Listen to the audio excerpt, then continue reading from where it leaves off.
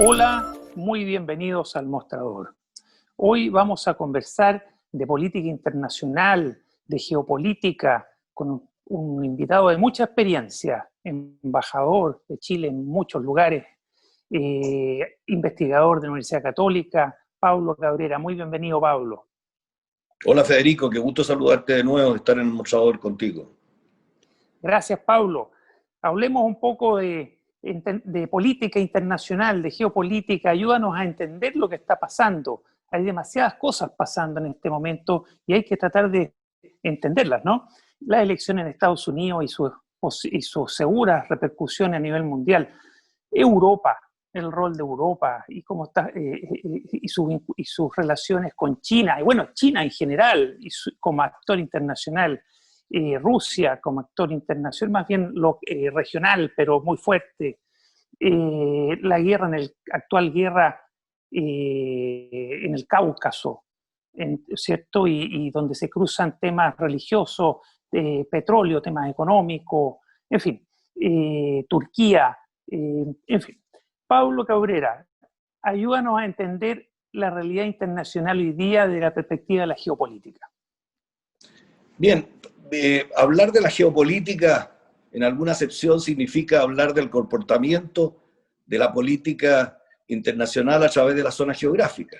Por eso fue la introducción tuya, es qué es lo que está pasando desde un punto de vista de la geopolítica, es cómo se está reorganizando el nuevo orden mundial desde un punto de vista político, social, territorial, económico, comercial. O sea, hacer un rastreo de lo que el desafío del siglo XXI y lo que ha traído el nuevo milenio al mundo, obviamente que se entiende que el interés de lo que se perdió por este cambio copernicano de revolución cultural y digital, de alguna manera buscar un reacomodo en el orden internacional, un nuevo orden internacional, con el agregado de que la pandemia del coronavirus, que pudo pensarse que iba a ser una pausa en el escenario internacional, más bien la atizó. Entonces hemos visto muchas tensiones geopolíticas en diferentes zonas del mundo que están contaminadas por elecciones, están contaminadas por situaciones económicas específicas y por una lucha por espacios jurisdiccionales y espacios estratégicos a disposición todavía en el mundo. Y esto se da en diferentes teatros de operaciones y en diferentes zonas geográficas. El primer teatro de operación, obviamente, son los continentes, la tierra, podríamos decir, y el otro también en el mar y en menor medida en el espacio ultraterrestre. Por eso creo que para analizar esto hoy día hay que analizarlo desde una perspectiva de la estabilidad del mundo, de una perspectiva de la paz social y también de una perspectiva del funcionamiento de los organismos internacionales y de la influencia que ejercen en este nuevo orden o en esta escritura de un nuevo orden las potencias mundiales. Desde esa perspectiva, de la primera, obviamente que hay que mirar a los grandes grupos, ¿no? Hay que mirar a las grandes potencias, Estados Unidos, China, la Unión Europea, y ahora potencias emergentes, de nuevo, que ya fueron potencia en otro momento, que son Turquía con su idea de impulsar un nuevo otomanismo, Irán como potencia rectora en el Medio Oriente, Israel, Japón, Corea del Sur, y obviamente que también tenemos que mirar a África y a América Latina. En ese contexto, quizás lo principal puede ser la idea, por una parte, del proyecto americano de los Estados Unidos, que ha ido gestándose desde el término de la Guerra Fría y después de la caída de las Torres Gemelas. Han ido buscando un nuevo ordenamiento internacional. Y por el otro lado, la reemergencia o emergencia de China en este escenario, que se ha graficado como la iluminación de la cara oscura de la luna. Y eso ha producido mucha tensión geopolítica, principalmente en la zona del Asia-Pacífico y ahora también la zona del Indo-Pacífico, mirando o tomando en cuenta la idea de ganar influencia de parte de estas dos potencias, que se llama una lucha comercial, una contienda comercial que salpica prácticamente a todo el sistema internacional. Y obviamente que deja muy desprotegido a otros países que han obviamente confiado en el sistema internacional para guardar su seguridad y su desarrollo. Por eso creo que hablar hoy día de tensiones geopolíticas, hay que mirar qué es lo que está sucediendo, por ejemplo, en el Cáucaso Sur, como decías tú, en el Asia, que es un poco una reminiscencia de lo que sucedía antes en lo que se refiere a quienes podrían tener el poder en la zona de Euroasia, ¿no? Que es una zona central considerada para poder entender que uno tiene el control del poder, al menos el poder terrestre. Y obviamente que la pandemia ha dado oportunidades para reflotar algunos conflictos, quizás por el pensamiento de que no puede haber una guerra confrontacional, una guerra verdadera, en un mundo digital hoy día donde basta apretar un botón o un clic y poder ejercer el poder de una manera bastante dramática y también distorsionadora. Por eso hemos visto que en el Asia y en el Cáucaso propiamente tal, se reviven luchas que existieron antes entre los imperios persas, el imperio turco y el imperio ruso, que tienen que ver con territorio, tiene que ver con rutas de comercio, y tiene que ver hoy día mayormente también con influencias, rutas energéticas, adicionando el elemento étnico y el elemento geopolítico también. Por eso creo que es importante mirar a la historia para entender qué es lo que está sucediendo en esa parte del mundo y cuáles son los intereses que están en juego. Esa parte del mundo fue por mucho tiempo, después de las guerras entre los persas y los rusos, y entre los persas y los turcos, obviamente que eso quedó dentro de la Unión Soviética. Dentro de la Unión Soviética, después del término del Imperio Ruso. Y la Unión Soviética hizo una división administrativa también de esa parte y creó la República de Azerbaiyán, en un lugar bastante estratégico, muy importante, porque obviamente que da al mar Caspio, y también es vecino con Turquía, con uno de los vecinos es Turquía, y por cierto con Armenia y con Rusia. Y estratégicamente hablando, Azerbaiyán tiene una conexión importante con Turquía, étnica y religiosa, y también comercial. Y en términos estratégicos, si uno mira el mapa, Azerbaiyán, sumada a esas coincidencias, le daría una tercera salida al mar a Turquía en un escenario bastante importante y confrontacional y competitivo. ¿Cuál sería la salida a través de Azerbaiyán al mar Caspio? Turquía sale al Mediterráneo y al mar Negro. Entonces, podemos decir que estratégicamente hablando, para Turquía, es una zona tremendamente importante cuando trata de buscar reacomodo en sus zonas de influencia tradicionales, conmemorando o rememorando lo que era el Imperio Otomano. Por el otro lado está Armenia, que es otra república, que fue república socialista soviética, que tiene otra conformación geográfica y otra conformación étnica y otra religión. Armenia obviamente es cristiana, no tiene salida al mar, pero está ubicada en una zona geográfica interesante, como tapón de salida, por ejemplo, hacia la China. Por otro lado, podemos ver que Azerbaiyán y Armenia han tenido una disputa tradicional, antigua, no solo desde la época de la Unión Soviética, que tiene que ver con un enclave que ellos se han declarado república, no reconocida por nadie, que es Nagorno-Karabaj.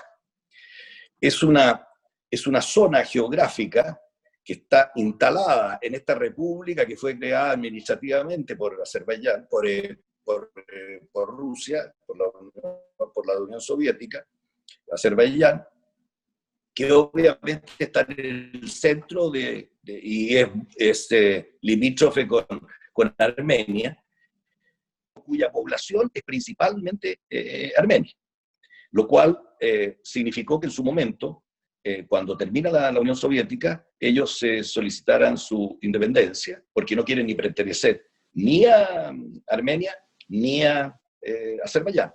Una independencia que no fue reconocida por nadie y empezaron unos conflictos, incrementarse los conflictos, que para poderlo solucionar se buscó los organismos internacionales una solución negociada. Y se creó el grupo de Minsk. Minsk es la capital de Bielorrusia, que es otro lugar también que está en esa zona, un poquito más lejos de ahí, pero en esa zona.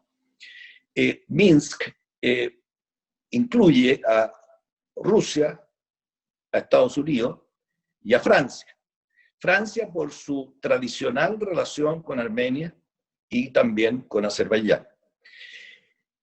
Desde el momento que se crea el grupo de Minsk para buscar una solución negociada a esta solución, a este enclave de Nagorno-Karabaj, que se declara república no reconocida por nadie,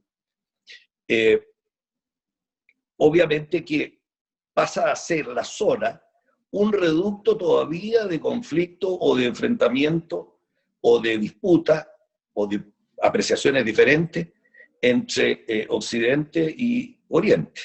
De alguna manera la Unión Europea, a través de Francia y a través de otras presencias otrora en esa zona, obviamente que parece tener grados de influencia para poder solucionar ese conflicto.